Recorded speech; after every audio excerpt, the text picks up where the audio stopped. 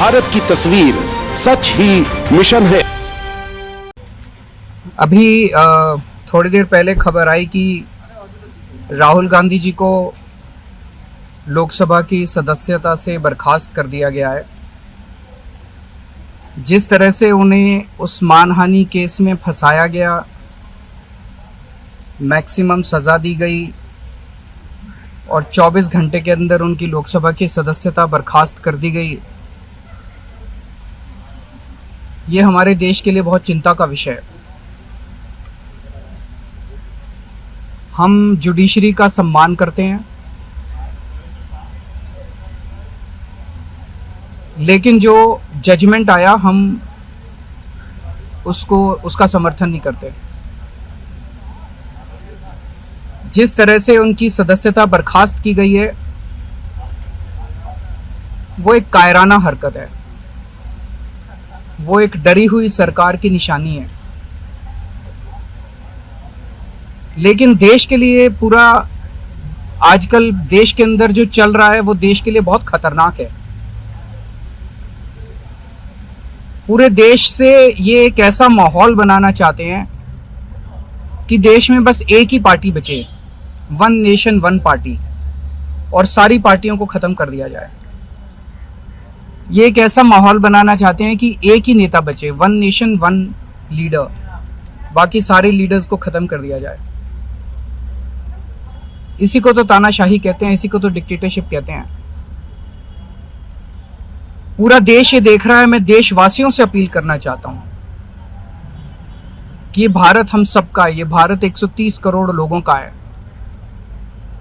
हम सब ने मिलकर आजादी की लड़ाई लड़ी थी, हमारे पुरखों ने आजादी की लड़ाई लड़ी थी, आजाद भारत को आजाद कराने के लिए। लेकिन आज की जो सरकार है,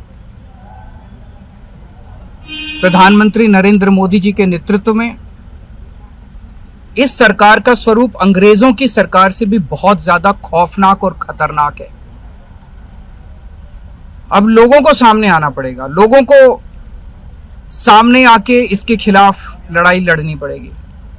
अगर हमने भारत को बचाना है तो 130 करोड़ लोगों को एक साथ इकट्ठे होके इस लड़ाई में शामिल होना पड़ेगा।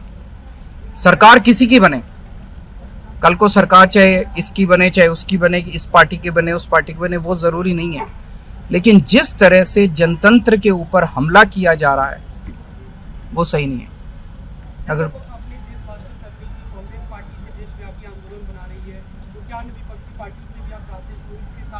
पार्टियां इंपॉर्टेंट नहीं है, मैंने कहा लोग इंपॉर्टेंट हैं। अभी अभी मैंने संसद के अंदर, विधानसभा के अंदर एक एग्जांपल दिया। एक ऑटो रिक्शा वाला मिला, ऑटो रिक्शा वाला मुझे कह रहा था जी मुझे व्हाट्सएप मैसेज भेजने में डर लगता है। मैंने कहा क्यों? कहते हैं शायद गिरफ्तार ना कर लें। इस देश के अगर एक ऑटो रिक्शा वाले को व्हाट्सएप मैसेज भेजने में डर लगता है तो आपने 130 करोड़ लोगों को डरा के रखा हुआ है। ऐसे देश कैसे चलेगा? डर डर के लोग कैसे जिएंगे? और क्यों डर डर के जिए? हम, हमारा देश है, हम आजाद भारत के आजाद नागरिक हैं, हम क्यों डर डर के जिए? पूरे देश को व्यापारी डरा हुआ है, किसान डरा हुआ है, मजदूर डरा हुआ है, नेता डरे हुए हैं, सब लोगों को डरा के रखा। जुडिशरी डरी हुई है, जज डरे हुए हैं, मीडिया वाले डरे हुए हैं, सबको धमकाते हैं ये लोग, सबको ईडी और सीबीआई और इनकम टैक्स की धमकी देते हैं लोग। सर, इससे पहले हमने देखा कि आप लोगों के कांग्रेस के साथ रिश्ते काफी खराब रहे, लेकिन आज 14 वो इम्पोर्टेंट नहीं है।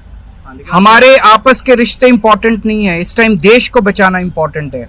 मीडिया के ऊपर प्रहार हो और मैं अगर कहूं कि मेरी इस चैनल से बनती नहीं है, वो इंपॉर्टेंट नहीं है। किसी से बनती है या किसी से नहीं बनती, इससे व्यक्तिगत अच्छे रिश्ते हैं कि व्यक्तिगत बुरे रिश्ते हैं, वो इंपॉर्टेंट नहीं है। 130 करोड़ लोगों को, सब लोगों को साथ आना पड़ेगा।